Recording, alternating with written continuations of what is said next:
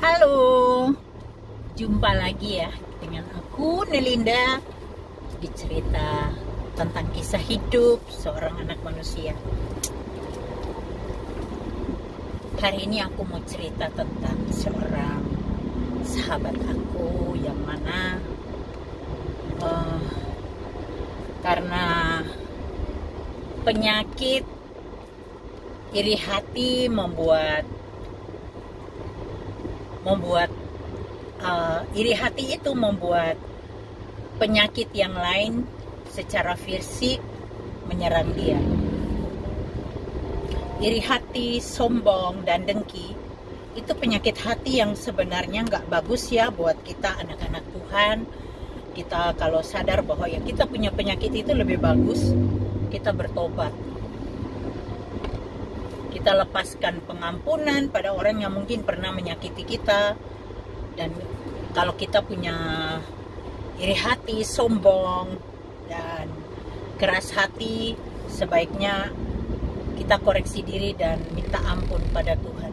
Karena itu akibatnya nanti ke jasmani kita loh. Jadi teman saya ini, dia memang orang kaya. Orang kaya dia.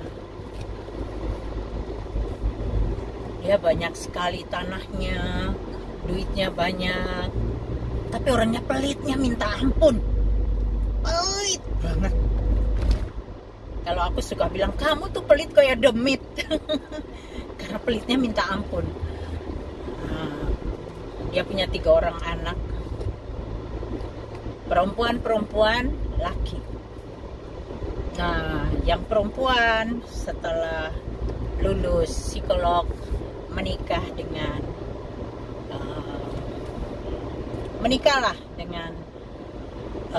yang suaminya ini punya, yang akhirnya sekarang itu sudah menjabat, punya jabatan yang bagus lah.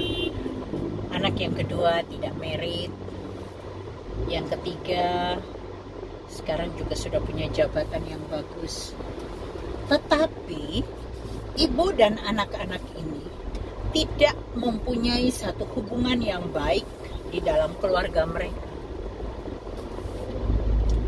Karena ibunya ini, teman saya ini memang orangnya pelit. Bahkan jangankan orang lain, sama anaknya sendiri aja dia pelit. Sehingga anak-anak itu kadang kalau mau makan aja kudu ngumpet-ngumpet. Kayak lihat dulu, ngintip ke bawah mamanya ada nggak. Kalau mamanya nggak ada, mereka tik-tuk, lari kayak tikus itu, ngambil makan, dibawa ke kamar. Saking pelitnya mamanya. Nah, tiba satu waktu, memang hubungan antara teman saya dengan suaminya juga sudah nggak bagus, sehingga mereka sering ribut lah. Yang suaminya ini memang kelihatannya punya gula-gula di luar, jadi sering mereka ribut sehingga mereka udah pisah rumah gitu. Suaminya kerja di kota lain dan tak pernah pulang. Satu waktu tuh pulang, terjadi keributan dan suaminya mukul dia. Dia udah terjadi kekerasan KDRT di rumah lah. Tengah malam, jam 12:30 malam, teman saya datang ketok pintu saya. Untung aja saya waktu itu belum tidur, cuma saya pikir siapa ya, kok malam-malam banget. Begitu saya buka pintu, dia langsung meluk saya, nangis dia. Itu sudah acak-acakan, rambutnya udah kemana-mana, udah acak-acakan, dan di matanya itu udah ada memar ya, bekas pukulan. Matanya juga ada merah, di bola matanya tuh ada pendarahan di mata. Saya dudukin dulu, saya ambil air minum, saya kasih minum dulu biar dia tenang dulu. Intinya ya seperti begitu ya. Saya tidak tahu masalah dalam rumah tangga mereka. Cuma saya tahu bahwa belakangan saya tahu dari suaminya bahwa suaminya marah karena teman saya ini terlalu pelit. terlalu pelit sama anak-anak, yang membuat suaminya marah. Karena makanan aja kudu diumpetin sama mamahnya gitu loh. Yang harusnya makanan itu kan buat anak-anak makan ya.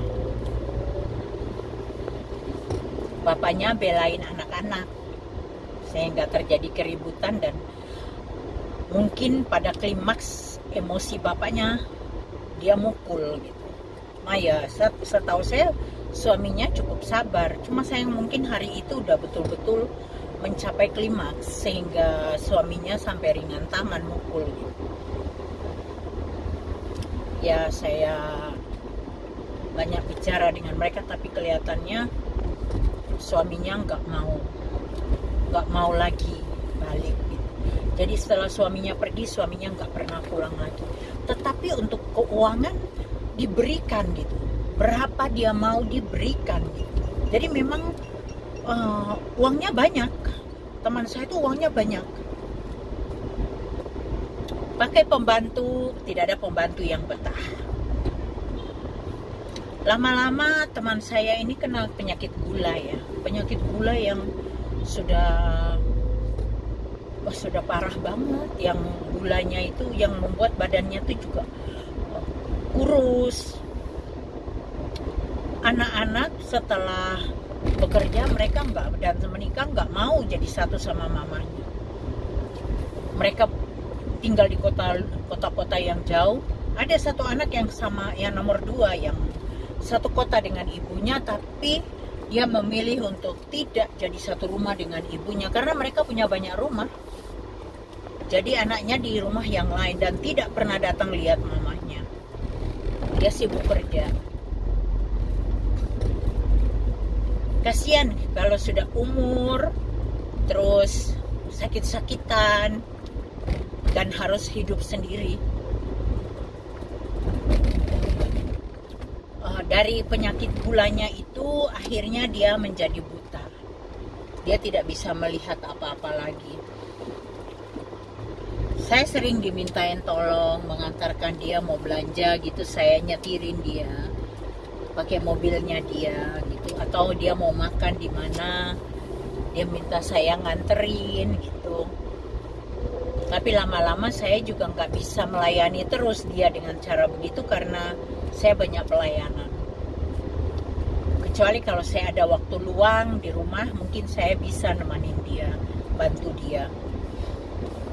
Satu waktu ketika saya sedang jalan pagi, saya melihat rumahnya kok lampunya masih nyala. Saya berdua dengan tetangga saya. Kok lampunya masih nyala ya? Terus teman saya yang tetangga bilang, kok lampunya dia kok nyala ya?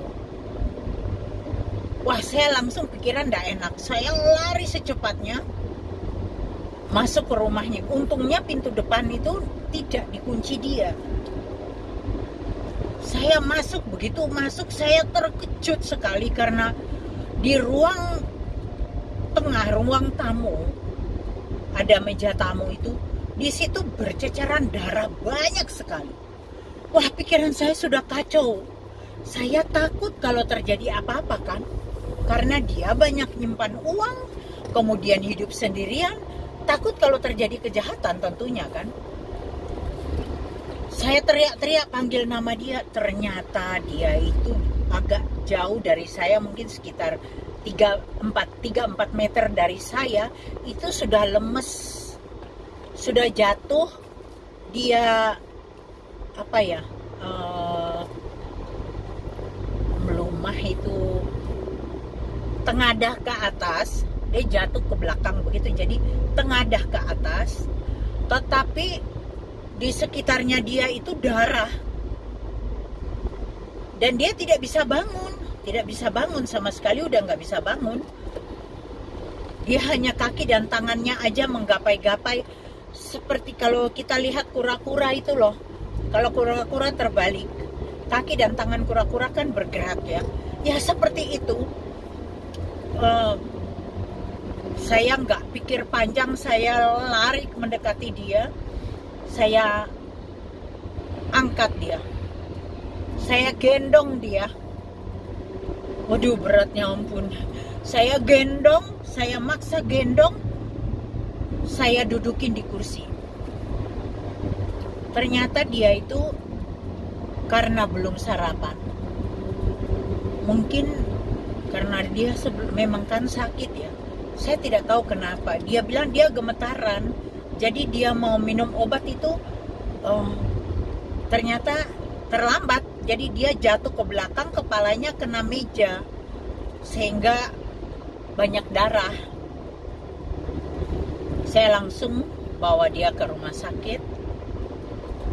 Setelah diperiksa dia nggak harus opname, tapi dijahit kepalanya. Ada 8 hitting. Terus kemudian saya bawa dia kembali. Intinya begini, kita kalau suka iri hati, sombong, keras hati, itu penyakit hati yang gak bagus deh. Karena akibatnya tuh membawa kita ke penyakit. Satu, penyakit jasmani kita. Kedua, di dalam hubungan dengan keluarga maupun dengan lingkungan, itu jadi gak bagus kalau kita punya sikap hati yang seperti itu.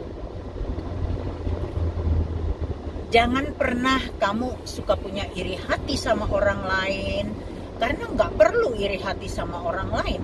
Karena setiap dari kita itu punya jalan hidup dan berkatnya udah masing-masing. Kita nggak bisa menukar berkat ataupun jalan hidup orang lain dengan kita. Jadi nggak perlu kayak gitu. Harusnya kita punya rasa syukur, berterima kasih sama Tuhan. Apapun kondisi kita, ucap syukurlah. Karena dengan ucapan syukur itu ada damai sejahtera dan sukacita Tuhan yang turun buat kita. Jangan sombong, jangan keras hati, karena itu nggak bagus buat kesehatan kita, buat hubungan dalam keluarga dan lingkungan.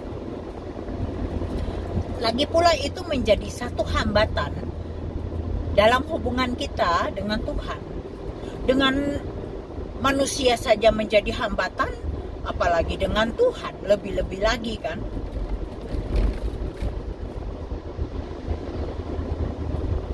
Gak perlu sombong, karena apa sih yang perlu kita sombongkan?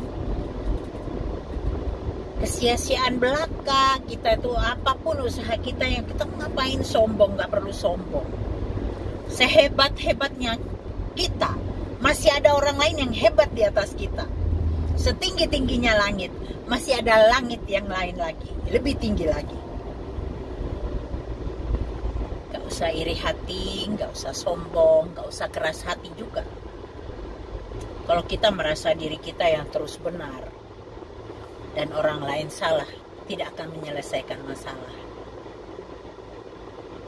Ucap syukur dalam segala hal, maka segalanya akan ditambahkan Tuhan bagimu.